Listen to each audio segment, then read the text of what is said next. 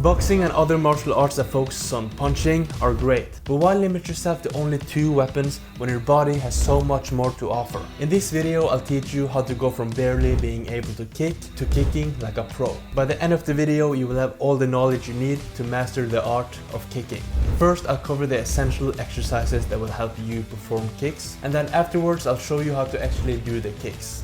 There are 2 parts of your body that need to be flexible to perform kicks properly. Number 1 is that you need good hip mobility, and number 2 is your hamstring flexibility. Let's start with your hip mobility. When performing a kick, to get most amount of power, you want your knee to be higher up than your foot. Imagine power coming from up, down, rather than down, up. So for example, for the side kick, you want your knee to be in line or over your foot.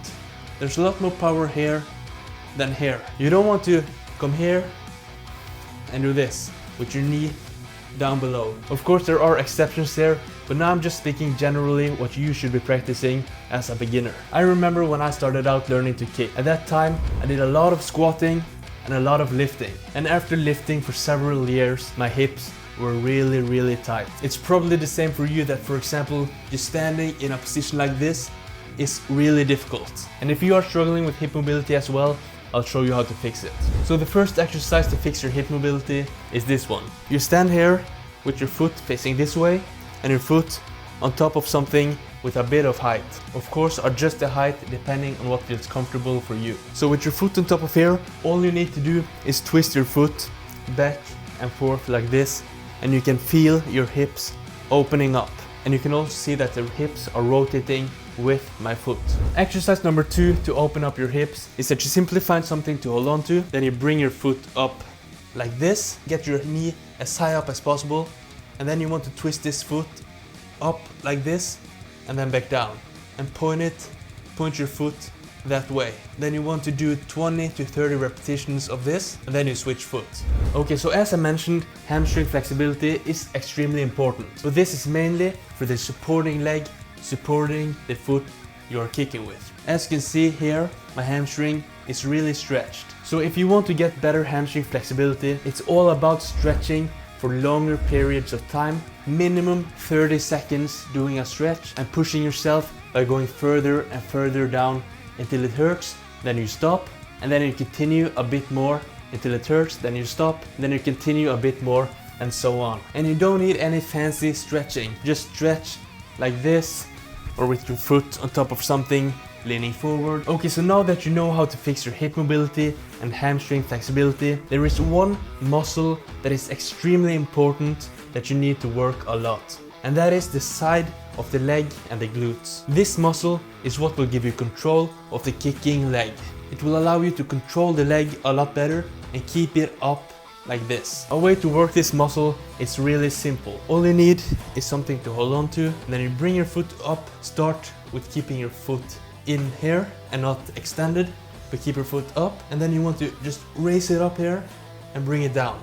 Raise it up and bring it down, and you can really feel this muscle working. And when you get a bit more advanced, you can bring your foot out, bring it up, out, and up like this. As I mentioned, I cannot tell you enough how important this muscle actually is. By just working this muscle, it will improve your kicks rapidly. And if you want to do kicks where you have completely control of your legs when doing different type of kicks, and this is the muscle you want to work. Now, some other things I would recommend you working on is learning to do the splits. Now, I am far from being able to do the splits myself, but just by practicing this, it has made my feet a lot more flexible. Well, I may not be able to actually do the splits, but just trying to get as low down as possible, then hold it for a bit, and then push myself a bit further out, and then hold it and keep going. After I've done that, my kicks improves a lot. The same goes with this exercise.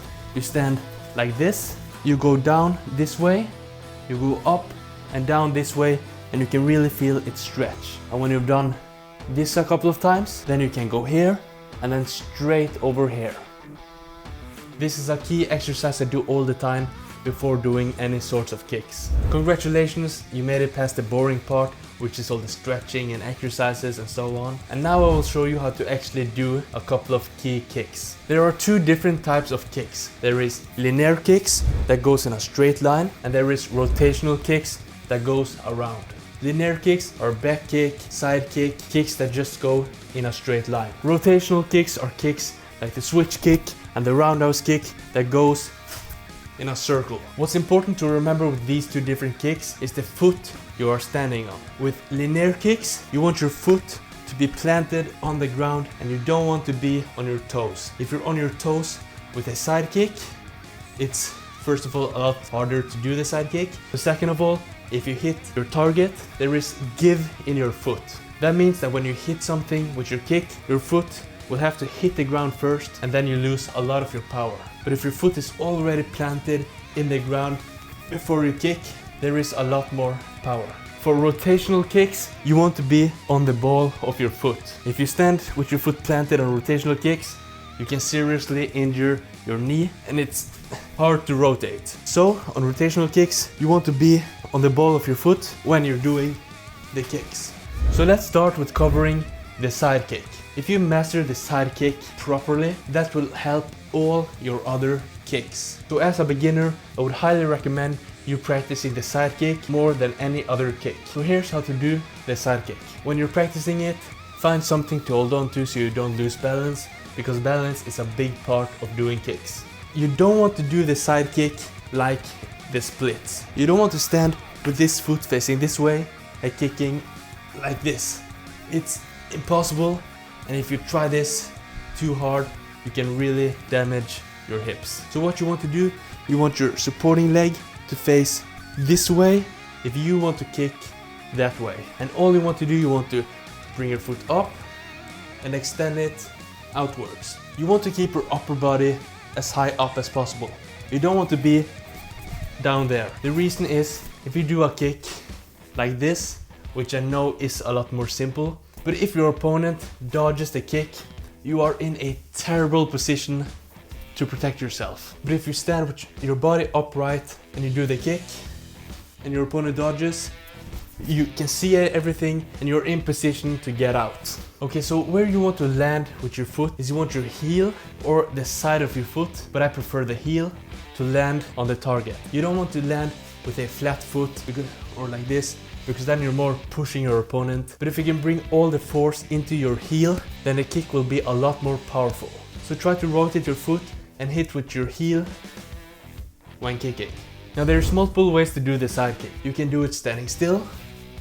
Some other ways to do it is that you bring this foot back here and then you kick. This will close the distance a lot more. If you stand like this, bring your back foot here and then you kick. Another way to do it is that you can just jump, where you replace this foot with this foot. You jump with this foot to where this foot was standing and you kick. But first of all, I would recommend learning it standing still like this. The second kick we're gonna look at is the back kick. But if you master the side kick first, the back kick will be a piece of cake. Okay, so here's how to do the back kick.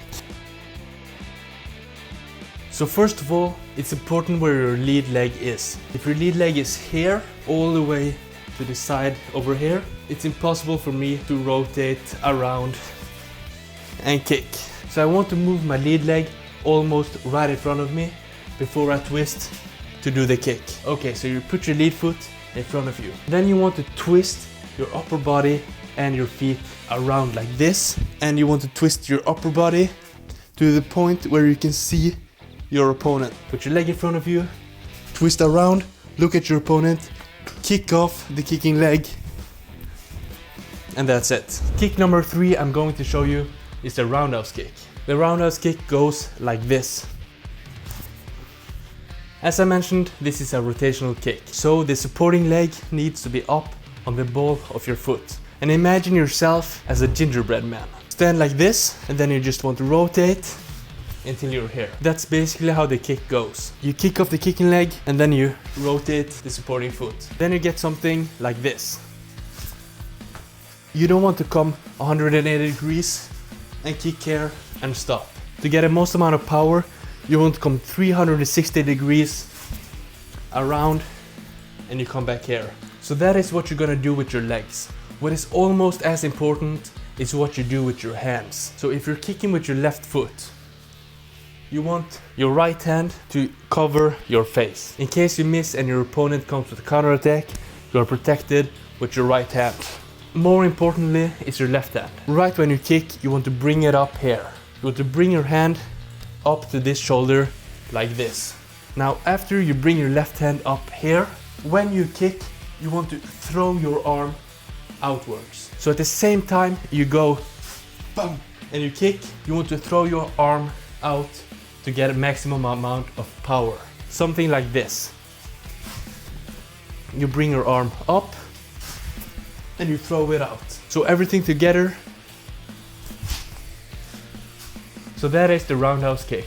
Now a very similar kick to the roundhouse is the switch kick. The switch kick is that you stand the same way as you did with the roundhouse, but instead of kicking with your left foot, you want to be kicking with your right foot or the lead leg. The roundhouse is very powerful, but the problem is that the leg is all the way back here. And to strike your opponent with the foot that's the furthest away from your opponent takes time, which is where the switch kick comes in. So for the switch kick, all you want to do, you want to just step here. If my opponent is here, I want to step a bit diagonally this way. After I step here, I do all the same things as the roundhouse kick.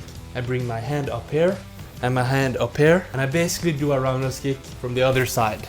But the main difference is that you're kicking with your lead leg. You bring your back foot forward and then you do the roundhouse kick. So if your opponent is there right in front of you, you don't want to step straight forward with your foot.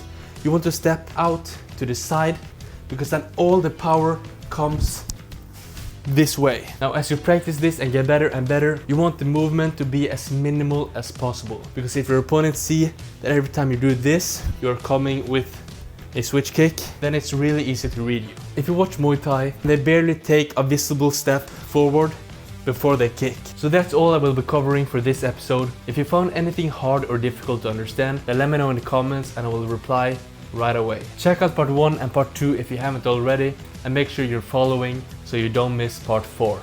Thank you for watching, like and follow for more.